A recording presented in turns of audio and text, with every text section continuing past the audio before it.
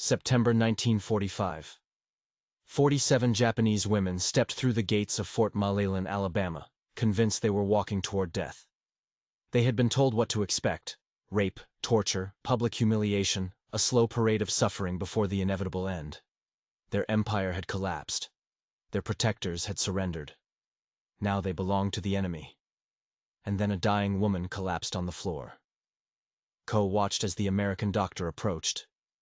She braced herself for the moment he would spit, laugh, or kick the woman's trembling body. Instead, he did something unthinkable. He knelt down. He slid his hands beneath her fevered body, and he lifted her onto the examination table as if she were his own daughter. Ko felt something crack inside her chest. If this story moves you, hit that like button right now, because what happens next will challenge everything you think you know about enemies, propaganda, and the power of a single act of kindness. The surrender came like thunder across the Pacific, August 1945. Japan's empire shattered in an instant, and thousands of Japanese women scattered across occupied territories found themselves abandoned. Nurses, clerks, comfort station workers, all of them suddenly without protection, without a country, without hope. Ko stood in a crowd in Manila, her arms wrapped around herself despite the suffocating heat. Next to her, Yuki, a nurse whose hands were scarred from battlefield surgeries performed with broken glass and open flames. Behind them, Hana, barely 19, who never spoke about what had been done to her in the comfort stations. The shame ran too deep. American soldiers arrived to collect them. Ko expected violence. She got clipboards and board efficiency. Move it. Let's go. That was it. No beatings, no rage, just a soldier doing his job, wanting to go home. The women climbed into trucks and disappeared into canvas darkness, their minds racing with every nightmare scenario their propaganda had drilled into them. "They will drown us at sea," one woman whispered. "They will cage us like animals. They will parade us through American streets as trophies." But the voyage lasted 3 weeks, and every day they were fed rice, canned vegetables, bread, more food than they'd seen in months. Some refused to eat, convinced it was poisoned. Hunger eventually won, and still, they didn't die. Ko kept a stolen notebook and wrote in tiny characters, "Day 8. We are still alive. The Americans feed us. I do not understand why." When California appeared through the fog, Ko felt something she hadn't felt in years: confusion. Because the coast wasn't bombed. The buildings stood intact. Cars moved freely. Everything functioned. Everything lived. "It's as if the war never touched them," she whispered, and resentment burned in her throat. They crossed America by train. Clean trains, cushioned seats, windows that opened. The women sat frozen, terrified to touch anything, convinced the comfort was a trap. But through those windows, they saw the truth their government had hidden.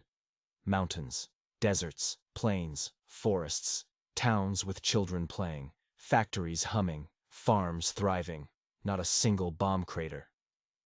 Yuki, the nurse, stared out the window and felt her medical mind cataloging everything: clean streets, healthy children, intact roofs. She thought about the field hospital where she'd amputated limbs without anesthesia, praying blood loss would kill faster than infection. And here was the enemy, living in abundance. When the train stopped in Alabama, the heat slammed into them like a fist. Buses carried them the final distance to Fort Malalen. Guard towers, barracks, soldiers. It looked military. It looked normal. But there were no cages, no jeering crowds, no public humiliation. Ko felt that crack in her chest widen. The medical building came first, long, white, clean. Ko's turn arrived, and she walked inside with her arms wrapped tight, eyes on the floor. The doctor was older. Gray hair, glasses. He gestured for her to sit. She flinched when he reached out. His touch was gentle. He checked her pulse, her breathing, her eyes, her throat. Professional, detached, neither cruel nor kind. Just a doctor doing his job. "You are malnourished and dehydrated," the translator said. "You will be given supplements and a special diet. Do you have any pain? Ko shook her head, unable to speak. He nodded, dismissed her. That was all. Outside, the others crowded around. What did they do? They checked me, Ko said slowly. Like a doctor. Just like a doctor. The women looked at each other, lost.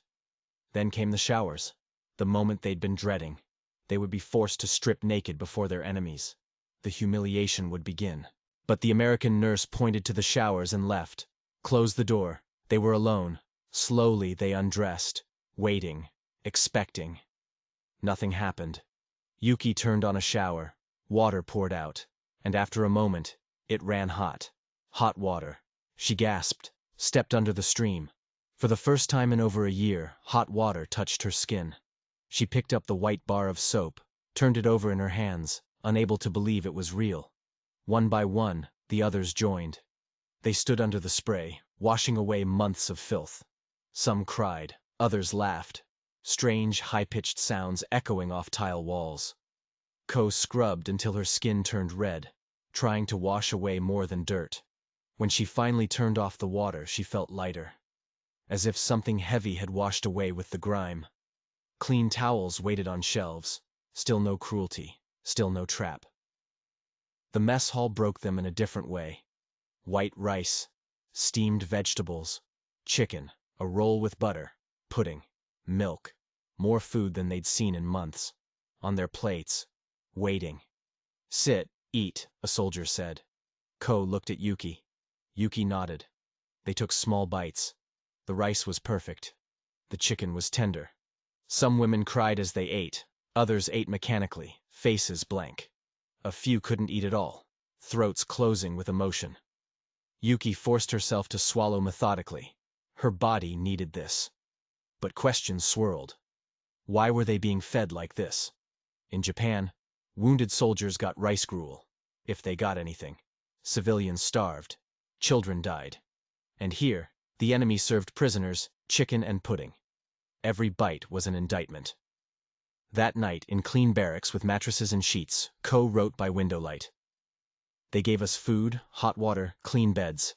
I do not understand. We were told they would torture us, rape us, kill us. Instead, they treat us like... She couldn't finish. She didn't know what to call it. Outside, crickets sang. Inside, quiet weeping faded to exhausted silence. They had survived the first day, but survival was becoming more confusing than death might have been. Days became routine. Wake at 6, breakfast at 7.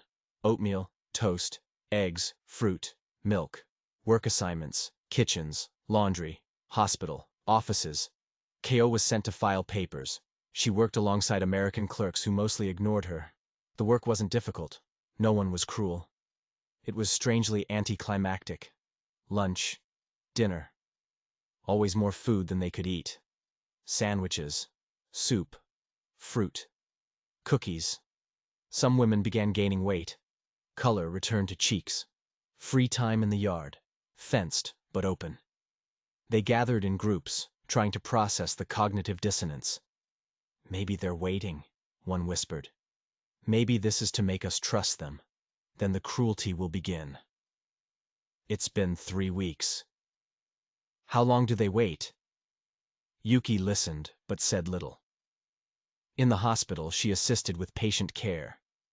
American doctors and nurses treated her with professional courtesy, showed her procedures, asked her opinion. It felt like being a real nurse again. But at night, guilt crashed over her. How could she take pride in helping the enemy? Then letters arrived from Japan. The women crowded around anyone who received mail, desperate for news. What they learned devastated them. Japan was in ruins. Hiroshima and Nagasaki were gone, millions homeless, starving. One woman read aloud, "We have nothing. The house is gone. Your father is sick, but there is no medicine. We eat once a day if we are lucky." Silence filled the barracks. "How can we be here?" someone finally said. "Eating 3 meals a day, sleeping in clean beds, while they starve?" No one answered. But small moments accumulated, moments that complicated everything. Ko dropped files one morning, papers scattered. She dropped to her knees, frantically gathering them, expecting punishment. An American clerk knelt beside her, helped, handed her papers without comment, gave a small nod, went back to his desk. It was nothing. It was everything. In the hospital, Yuki watched an American doctor spend 30 minutes carefully setting a German prisoner's broken arm, taking care to minimize pain, explaining each step even though the prisoner couldn't understand. The gentleness shook something loose in her chest. One evening, a guard tossed a baseball toward women near the fence. They stared, confused. He made throwing motions, encouraging. Cautiously, one woman picked it up, tossed it back. He caught it, threw it again, a game of catch. They played, laughed nervously. The guard smiled, patient, showing them how to throw. It lasted only minutes before he was called away. But those minutes lingered for days. That night, Ko wrote, "Today, we played. I do not remember the last time I played anything. It felt wrong to laugh. It felt good to laugh. I do not know how to hold both truths at once." 6 weeks in, they discovered the canteen, a small store where they could buy items with tokens earned from work. Inside, they stopped in the doorway, stunned. Chocolate bars, cigarettes, writing paper, pencils, toothpaste, soap, perfume, magazines, candy, needles, thread, hair ribbons, abundance beyond comprehension. Ko stood before chocolate bars, hand hovering. In Japan, chocolate was a distant memory. She bought one bar. That night, she unwrapped it slowly, savored each square. The sweetness exploded on her tongue. Tears ran down her face. She didn't know if they were tears of joy or shame. Around her, other women made similar discoveries. Chocolate, real soap, writing paper, small luxuries that made them feel almost human. But every purchase came with guilt, every pleasure shadowed by knowledge of suffering back home. "We are prisoners who live better than we ever did when we were free," Yuki said one night, voice hollow. "What does that make us?" No one answered. 2 months in, Ko found herself having imaginary conversations with her father. He'd sent her off to work for the military with pride. What would he say now? Would he be ashamed? She wrote, "I was raised to believe in the superiority of our people, our cause, our destiny. I was told the Americans were demons, less than human, incapable of honor or mercy. Every day here proves those teachings were lies. But if that was a lie, what else was?" Yuki struggled differently. Her medical training emphasized evidence, observation, and what she observed every day shattered everything. The American medical system was efficient, well supplied, dedicated to healing. They treated prisoners with the same attention they gave their own soldiers. One day, she helped treat a German prisoner who'd attempted suicide. The American doctor worked for over an hour to stabilize him. Afterward, the doctor explained through the translator, "He's a human being. That's all that matters in here. Whatever he did out there, in here, he's just a patient who needs help." Yuki thought about this for days. The radical simplicity, the revolutionary idea that a person's humanity could transcend their nationality. In Japan, she'd watched wounded soldiers left to die because some lives were deemed more valuable than others. And here was an enemy doctor who apparently didn't rank human worth. At night, whispered conversations traveled through dark barracks. "Do you think our government lied to us?" Maybe they didn't know. Maybe they believed it themselves. Or maybe, a third voice said quietly, they knew exactly what they were doing. These conversations were treasonous. But here, thousands of miles from everything they knew, they found they could speak truths they'd never dared voice before. Not everyone participated. Some clung fiercely to old beliefs, insisted American kindness was manipulation. That punishment would come eventually. That loyalty to the emperor remained paramount. But others, like Ko and Yuki, couldn't look away from the evidence. Each day forced them to choose, believe their own eyes, or cling to propaganda that made less sense with every passing hour. 3 months in, Ko articulated what they all felt. "They don't need to torture us," she said slowly. "The kindness is more effective. How can we believe we were fighting for civilization against barbarians, When the barbarians give us chocolate and the civilization let our families starve? Heavy silence followed. Yuki added, "In the hospital, I see American values every day. They spend resources to heal. They treat all patients equally. They believe in the value of life, even enemy life. Whatever else America is, it's not what we were told." "But what does that mean for us?" another woman asked, voice breaking. "If everything we believed was wrong, who are we?" Hana, the young Korean woman who rarely spoke, surprised everyone. "Maybe," she said softly, "we don't need to stand for anything anymore. Maybe we just need to survive, to learn, to remember." Her words silenced further discussion. Survive, learn, remember. Perhaps that was enough. They began observing American culture more closely. Americans displayed affection openly, kissed goodbye, hugged casually, physical ease that felt foreign. They seemed obsessed with efficiency and fairness. Everything scheduled, organized, distributed by rules. Even prisoners had written rights. One day, Ko witnessed a private argue with a sergeant. The private questioned a decision directly, something unthinkable in the Japanese military. The sergeant listened, explained. The private didn't agree, but saluted and followed orders. Ko was stunned. A subordinate had questioned a superior. And instead of punishment, there'd been discussion. She mentioned this to Yuki. "I've noticed that too," Yuki said. "In the hospital, nurses question doctors sometimes. Not disrespectfully, but they ask why and expect answers. It's like everyone is expected to think, not just obey."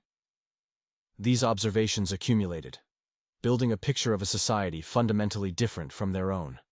Not better or worse necessarily, but operating on different principles. Principles that valued individual worth alongside collective goals. It was disorienting. Everything they'd been taught said their way was superior, but the evidence suggested something more complicated. 4 months in, January 1946, everything came to a head. Because of a woman named Tomoko. Tomoko was 42, a former teacher, quiet, dignified, deeply traditional. She'd maintained stoic reserve throughout captivity, neither accepting nor rejecting, simply enduring. In early January, Tomoko fell ill. At first, a simple cold. Cough, slight fever. She continued working. Within days, her condition deteriorated. Fever spiked. She became delirious. Breathing labored. Yuki recognized the symptoms immediately. Pneumonia, severe. Tomoko was moved to the infirmary, but no beds were available. The flu was sweeping through camp. She was placed on a mattress on the floor, a thin blanket over her shaking body. The other women visited when they could, knelt beside her, held her hand, spoke soft words. Tomoko barely responded. "She's dying," Yuki told Ko quietly outside the infirmary. "Without proper treatment, she won't last the week." "Will they treat her?" Ko asked. "She's just a prisoner. Will they waste medicine on her?" Yuki didn't answer. She didn't know. The next morning, Dr. Harrison made rounds. He was stern. 50s. Career military doctor who ran the infirmary with rigid efficiency. When he saw Tomoko on the floor, he stopped. He knelt, checked her pulse, listened to her labored breathing. Then he stood and called for nurses. "Get me a bed," he ordered. "Clear one if you have to. Start her on penicillin immediately. I want oxygen ready and IV fluids. Move." Nurses scrambled. Minutes later, a bed was being cleared. A soldier with a minor injury moved to a chair to make room. Dr. Harrison turned to the Japanese women who'd gathered near Tomoko. Through the translator, "I need help moving her. You, the one with medical training." He pointed at Yuki. "Help me lift her carefully. Support her head and back." What happened next seared itself into memory. Dr. Harrison, this American doctor, this representative of the enemy, bent down and gently slid his arms under Tomoko's frail body. Yuki moved to support from the other side. Together, they lifted her carefully. Dr. Harrison taking most of the weight, his face set in concentration. He carried her across the ward, laid her gently on the freshly prepared bed, adjusted her head on the pillow, pulled up the blanket, checked her pulse again. His movements were practiced, professional. but also unmistakably gentle. The entire ward fell silent. Everyone was watching. American soldiers, German prisoners, Japanese women, all staring, and then someone sobbed, "Ko." She stood with both hands pressed to her mouth, tears streaming down her face. The sound broke whatever dam had been holding back the others. One by one, they began to cry, deep, racking sobs that shook their whole bodies. Dr. Harrison looked up, clearly confused. "What's wrong?" he asked the translator. "What did I do?" Yuki tried to explain, voice choked with tears. You lifted her. You touched her. You carried her like she mattered." Dr. Harrison frowned. "Of course I did. She's my patient. Now please step back so I can work." He turned back to Tomoko, beginning treatment as if nothing unusual had happened. But for the Japanese women, everything had changed. That night, the barracks filled with intense whispered conversation. He touched her. He put his hands on her, lifted her, carried her. An enemy woman, dying, worthless to him. And he carried her like she was precious. Of course he did. To him she's not an enemy. She's a person who needs help. That's what we saw. That's what they believe. Ko sat on her bed, still shaken. This moment had shattered something fundamental. She wrote, hand trembling. "Today, I watched an American doctor carry a dying Japanese woman to a clean bed. He used his own hands. He didn't hesitate. He didn't show disgust. He simply did what needed to be done because she was a human being who required care. In Japan, I watched wounded soldiers left to die in hallways because there weren't enough resources, and some lives were worth more than others. I watched prisoners executed rather than treated. I participated in a system that assigned value to human life based on nationality and utility. And now I have seen the enemy demonstrate a different value system. One that says a person is a person, regardless of everything else. I don't know what to do with this knowledge. It hurts too much. It changes too much. But I cannot unknow it. I cannot pretend I didn't see what I saw. My entire worldview has been built on lies, and I don't know how to rebuild it." Around her, other women were having similar reckonings. Years of propaganda, of teaching, of certainty, collapsing under the weight of one simple act of human decency. Over the next week, Tomoko slowly improved. Penicillin fought the infection. Oxygen eased her breathing. Dr. Harrison checked on her daily, adjusting treatment, monitoring progress with careful attention. The Japanese women visited whenever allowed, sat beside her bed, held her hand, whispered encouragement, and they watched the American medical staff work with something approaching awe. Yuki was allowed to assist with Tomoko's care. She learned to administer IV medications, check vital signs, adjust oxygen flow. Dr. Harrison taught her patiently, explaining each procedure. "Why?" she finally asked him one day. "Why do you teach me? Why do you save her? We are your enemies." Dr. Harrison looked at her for a long moment. Then he spoke slowly, waiting for the translator. "The war is over in here. In this hospital there are no enemies. There are only patients and healers. That's all. I teach you because you want to learn, and because you're good at this. I save her because that's my job, and because every life has value. It's really that simple." He paused. "I know what you were taught about us. I know what propaganda does. But I hope you'll judge us by what you see, not what you were told. That's all I ask." Yuki bowed deeply, tears sliding down her face. When she straightened, she said in halting English, practiced in secret for weeks, "Thank you. I see. I understand." Dr. Harrison nodded and went back to his work, leaving Yuki standing there, transformed. When Tomoko finally returned to the barracks 3 weeks later, she was a different woman, not just physically stronger, changed in some fundamental way. The night she returned, the women gathered around her bed. She spoke quietly, voice still weak. "When I was lying on that floor, burning with fever, I prayed for death. I thought it would be easier, but he picked me up. He carried me as though I weighed nothing, as though I mattered. And in that moment, I understood that I had been wrong about everything. She looked around, tears in her eyes. We were told we were superior, that our way was the only way, that the enemy was less than human. But I have been shown more humanity by the enemy than I ever received from those who claimed to care for me. What does that mean? What do we do with that truth? The women had no answers. But they didn't need answers anymore. They needed to acknowledge what had happened, to bear witness, to accept they could never go back to who they'd been before. The war was over, but for these women, a new kind of battle had just begun. The months following Tomoko's recovery were different. The women continued their routines. But something fundamental had shifted. They no longer waited for cruelty to begin. They accepted this was how it would be. Meals, work, medical care, small freedoms. They were prisoners, yes, but treated with baseline dignity that contradicted everything they'd been taught. Ko became more proficient at office work, learned some English, made small talk with American clerks. One of them, a young woman named Betty, began bringing her magazines, teaching her idioms, treating her like a colleague. "You know," Betty said one day, "you're not what I expected. When they told us we'd be working with Japanese prisoners, I don't know what I thought.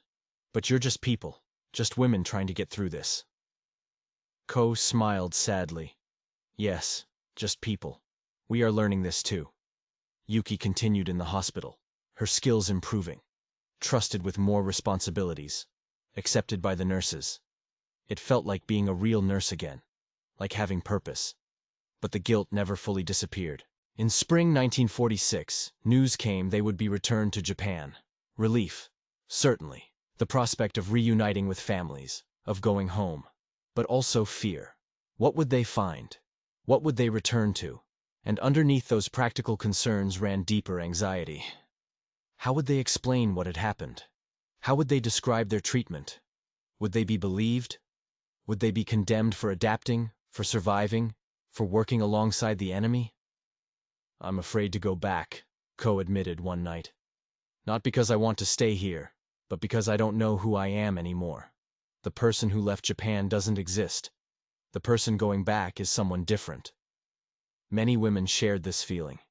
They had been changed, seen their enemies be more humane than their own leaders, received mercy when they expected cruelty, learned the world was more complex than propaganda allowed. How do you return to simplicity after complexity? How do you unknow what you've learned? The last week at Fort Miloland was strange. The women packed their few belongings, said goodbye to familiar places, the barracks, the mess hall, the offices where they'd found purpose. Some American staff seemed genuinely sorry to see them go. Betty gave Ko a small photo of them together, taken in the office. "Remember me," Betty said. "Remember that we can be friends even after everything." Dr. Harrison called Yuki into his office on her last day, handed her a letter of recommendation written in English. "You're a good nurse," he said through the translator. "Don't let anyone tell you otherwise. Don't let what happened to your country make you forget your own skills and value. You saved lives here. You can save lives there. Medicine is medicine regardless of politics." Yuki took the letter with shaking hands. "I will never forget. What you taught me. What you showed me. I will try to be worthy of it." The day of departure arrived. Buses, trains, ships, retracing the journey they'd made months before. But they were different travelers now. They'd arrived terrified, convinced they were heading toward death.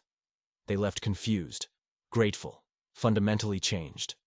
When the Japanese coast appeared on the horizon, many women began to cry. Home.